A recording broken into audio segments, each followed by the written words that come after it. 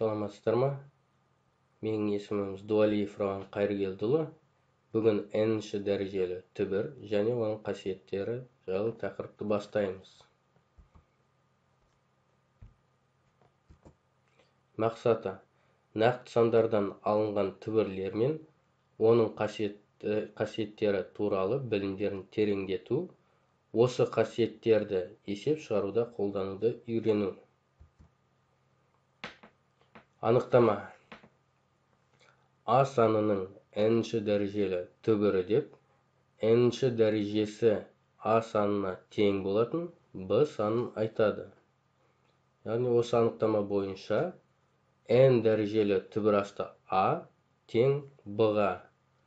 Мұндағы А тең b-ның n дәрежесіне.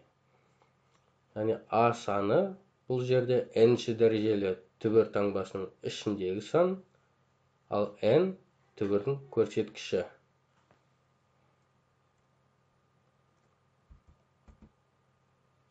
Енді осыған мысал келтіретін болсақ, 27 санының 3-ші дәрежелі түбірі 3-ке тең. Яғни бұл жерде бұлай жазылады: 3 дәрежелі түбір асты 27 тең 3-ке. Неге? Себебі 3-тің 3 дәрежесі бұл жерде 27-ге тең болады. n-ші дәрежелі түбірдің қасиеттеріне келетін болсақ, бірінші қасиеті: көбейтіндіден түбір шығару үшін әрбір көбейткіштен түбір шығарып, алынған нәтижелерді көбейту керек. Яғни түбір астында, n дәрежелі түбір астында А көбейту b тең n дәрежелі түбір асты А көбейту n дәрежелі түбір асты b-ға. Осыған мысал келтірілген. Бірінші мысалға назар аударсаңыздар, 3 дәрежелі түбір астында 1000 көбейтілген 64 көбейту жақшаның ішіне минус 27. Бұны шығару үшін алдындағы формуладай жеке-жеке жазып аламыз.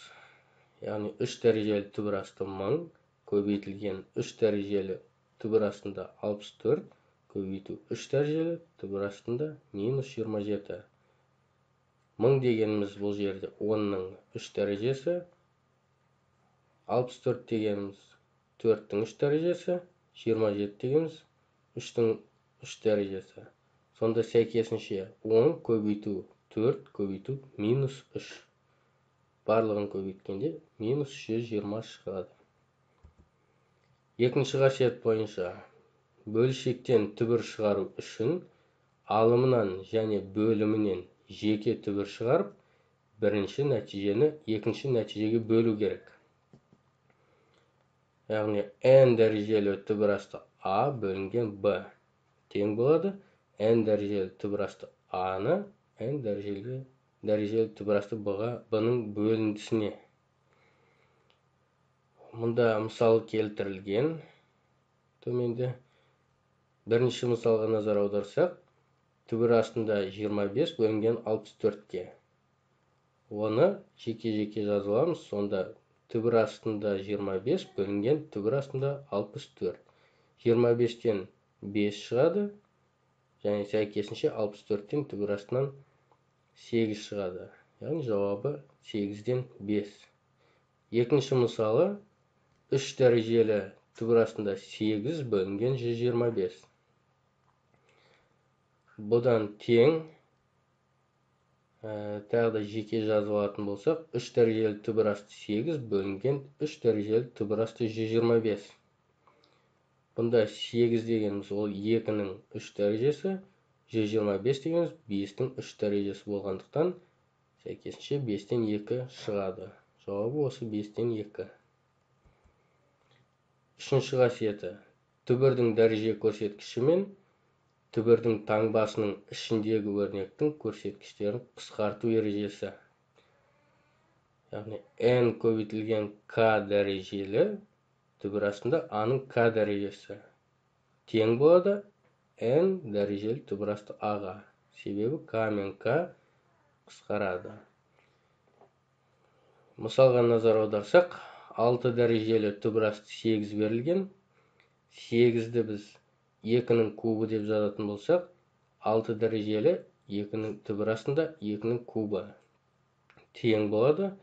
6-ны біз 3 көбейтілген 2 деп жазған кезде 3 пен 3 қысқарады да түбір асты 2 қалады. Екінші мысал 12 дәрежелі түбір астында b-нің 8 дәрежесі.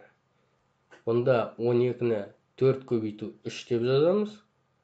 b-нің 8 дәрежесін 8-ді біз 4 көбейту 2 деп жазамыз. Сол кезде 2-де 4-ті 4 қысқарады. 3 дәрежелі b-нің түбір асты b-нің квадраты қалады. Төртінші қасиет. Түбірді дәрежеге шығару үшін түбір таңбасының ішіндегі өрнекті осы дәрежеге шығару керек.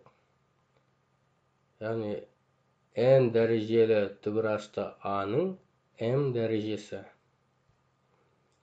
Осында тең болады n дәрежелі түбір астында a-ның m дәрежесіне. Яғни мына жерде мысалдар келтірілген. Соның біріншісіне назар аударсақ, жақшаның ішінде түбір асты 3-тің 4 дәрежесі. Осындағы 4 дәрежені біз түбірдің ішіне енгіземіз. Сол кезде түбір астында 3-тің 4 дәрежесі. 3-тің 4 дәрежесі 81 болғандықтан түбір астында 81, бізде 81-ден 9 шығады. Екінші мысалы, жақшаның ішінде 3 дәрежелі түбір асты 2-нің 5 дәрежесі. Бұнда 3 дәрежелі түбір асты 2-нің 5 дәрежесі болады. 2-нің 5 дәрежесі бізде 32-ні береді. Ал 32 өз кезегінде жеке жазсақ, онда 3 дәрежелі түбір асты 8 көбейту 4. 8-ді 4-ке көбейткенде 32 шығады. Ал 8 дегеніміз ол 2-нің кубы болғаннан кейін бұнда 2 түбірдің сыртына шығады. Сонда жауабы 2 көбейтілген 3 дәрежелі түбір асты 4 жауабы болады. Бесінші қасиеті. Түбірден түбір шығару үшін түбір таңбасының ішіндегі өрнекті өзгеріссіз қалдырып, көрсеткіші берілген 2 түбірдің көрсеткіштерінің көбейтіндісіне тең түбірден шығару керек. Яғни n дәрежелі түбірдің астында m дәрежелі түбір асты a тең болады n көбейту m дәрежелі түбір асты a-ға. Осыған мысалға қарастыратын болсақ, 3 дәрежелі түбір астында түбір асты 64. Осында енді қарастыратын болсақ, түбірдің алдында бізде сан жазылмаса, онда 2 бар. Сондықтан 3 пен 2 көбейтіледі. Сол кезде 6 дәрежелі түбір асты 64 болады. 64 дегеніміз 2-нің 6 дәрежесіне тең.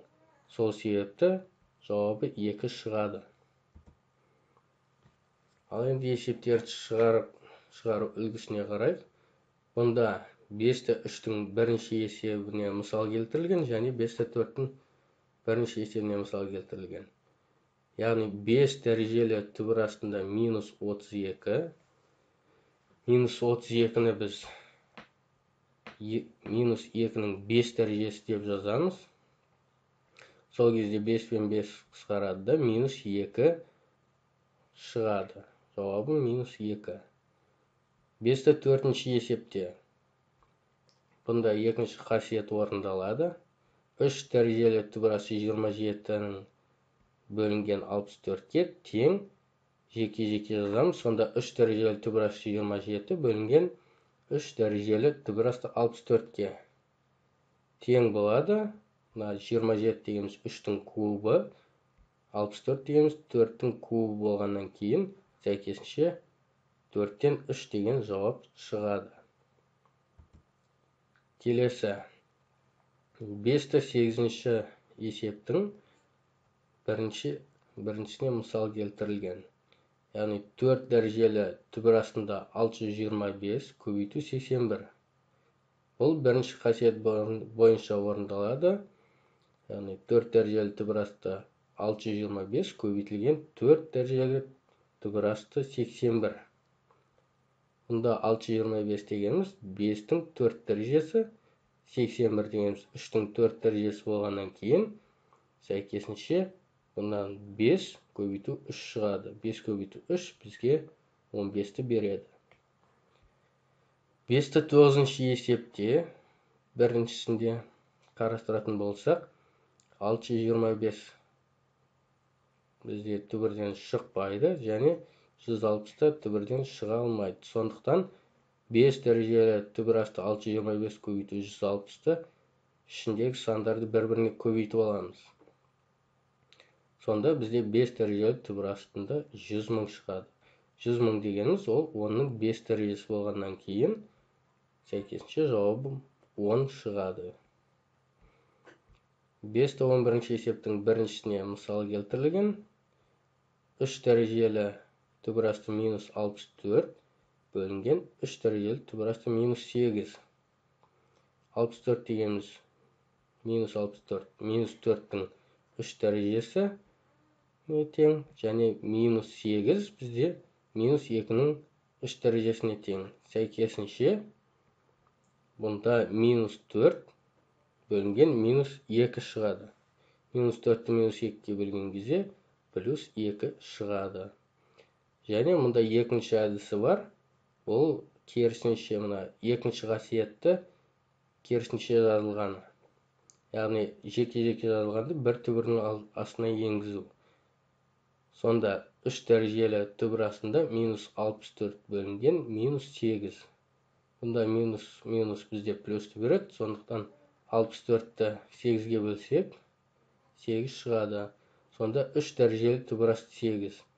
8 дегеніміз 2-нің кубы, сонда 3 дәрежелі түбірастында 2-нің кубы бізге 2-ні береді. Үй жұмысына 5-ші параграфты оқу, және 5-ті 3, 5-ті 4, 5-ті 8, 5-ті 9-ың 2 мен 4-ші есептерін шығару. Осымен сабағымыз аяқталды. Назарларыңызға рахмет.